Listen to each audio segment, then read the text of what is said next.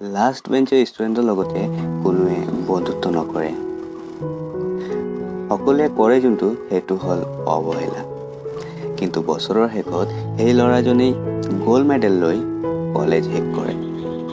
তাৰ এই পৰিৱৰ্তনৰ আঁৰত লুকাই আছে বহুত মানুহে কৰা অৱহেলা আৰু বিশেষ কাৰোবাৰ পৰা পোৱা অনুপ্ৰেৰণা। ফাৰ্ষ্ট বেঞ্চত বহা ল'ৰাজনৰ লগত সকলোৱে বন্ধুত্ব কৰিব খোজে। সকলোৱে ভাবে তেওঁ বহুত ভাল ল'ৰা। কিন্তু সেই ল'ৰাজনো এদিন মদ খাই মদাহী হৈ ঘৰ আহে। তাৰ এই মদ খাই মদাহী হৈ ঘৰত অহাৰ আঁৰত লুকাই আছে বিশেষ কোনো ব্যক্তিৰ পৰা পোৱা অৱহেলা আৰু প্ৰতাৰণা। যোন ল'ৰাটো তাৰ প্ৰিয় মানুহজনৰ কাষৰ পৰা এটা মেছেজ পোৱাৰ আশাত গোটেই ৰাতিৰ টোপনি শেষ কৰি ৰাতিপুৱা কৰি দিছিল, সেই ল'ৰাজনো এদিন পৰিৱৰ্তন হৈ যায়। তাৰ এই পৰিৱৰ্তনৰ আঁৰত লুকাই আছে তাৰ সেই প্ৰিয় মানুহজনৰ পৰা পোৱা হাজাৰো অৱহেলা। যোন ল'ৰাটো বেকাৰ থকাৰ কাৰণে সমাজে সেই ল'ৰাটোক বেকাৰ সংস্থাৰ সভাপতি বুলি চিৰাইছিলে আৰু কোনোৱে ছোৱালী নিদিব বুলি কৈছিলে, সেই ল'ৰাজন এদিন বহুত ডাঙৰ বিজনেছমেন হৈ যায় আৰু এজন কোটিপতিৰ ৰাজকন্যাক বিয়া কৰে। সেইটোও তাৰ নিজৰ যোগ্যতা দি। তাৰ এই পৰিৱৰ্তন, তাৰ এই ডাঙৰ বিজনেছমেন, তাৰ এই কোটিপতিৰ ছোৱালীক বিয়া কৰাৰ আঁৰত লুকাই আছে হাজাৰো মানুহে কৰা অৱহেলা আৰু বিশেষ কাৰোবাৰ পৰা পোৱা প্ৰতাৰণা।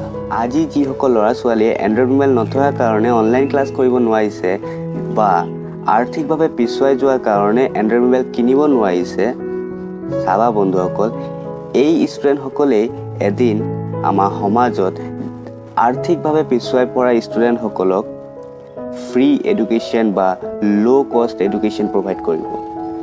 কাৰণ তেওঁলোকে জানিব যে তেওঁলোকে আৰ্থিকভাৱে পিছুৱাই যোৱাৰ কাৰণে এডুকেশ্যনৰ ক্ষেত্ৰত তেওঁলোকে অৱহেলিত হৈছিল এদিন।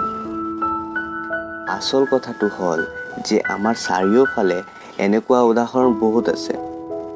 অলপ ভালকৈ খেয়াল কৰিলেই আমাৰ নজৰত আহিব। আমাৰ জীৱনটো সঁচাকৈ বহুত অদ্ভুত। জীৱনৰ এই ৰংগমঞ্চত ডেইলি কিবা কিবি বহুত ঘটনা ঘটি গৈ আছে, কিন্তু সেইকেইটা আমি নটিচ নকৰোঁ। আচলতে আমি নটিচ কৰিবই নাজানো, আমি নটিচ কৰিবই নিবিচাৰোঁ। কাৰণ এই চলমান জীৱনত যেতিয়া কোনোৱে আহি জীৱনটোক মেজিকৰ নিচিনা গোটেইকেইটা চেঞ্জ কৰি দিয়ে, ধুনীয়া কৰি দিয়ে, তেতিয়া চাৰিওফালৰ আৱহাৱা বহুত ভাল লাগে, বহুত ধুনীয়া হৈ যায়।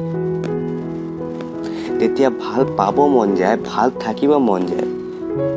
কিন্তু হঠাৎ ভাগ্যদেৱীৰ কোনো এক অদ্ভুত খেলত যেতিয়া সি গুচি যায়, তুমি কিবা বুজি উঠাৰ আগত তোমাৰ চাৰিওফালৰ আৱহাৱা চেঞ্জ হৈ যায়।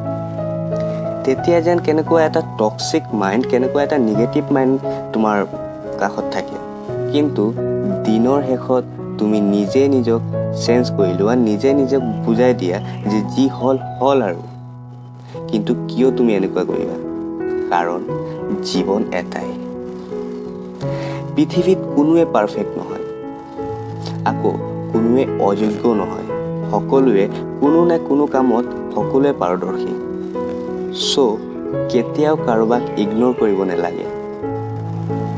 কাৰণ জীৱন কেতিয়া কাক কোন জেগাত থিয় কৰাই মধুৰ প্ৰতিশোধ ল'ব সেইটো কিন্তু আমি নাজানো আৰু কেতিয়াও জানিবও নোৱাৰিম। আজিৰ ভিডিঅ'টো ইয়াতে শেষ কৰিছোঁ। ভিডিঅ'টো ভাল লাগিলে লাইক কৰিব, শ্বেয়াৰ কৰিব আৰু মোৰ চেনেলটো ছাবস্ক্ৰাইব কৰি মোক সহায় কৰিব। থেংকছ ফৰ ৱাচিং, কিপ ছাপৰ্টিং, কিপ লাভিং।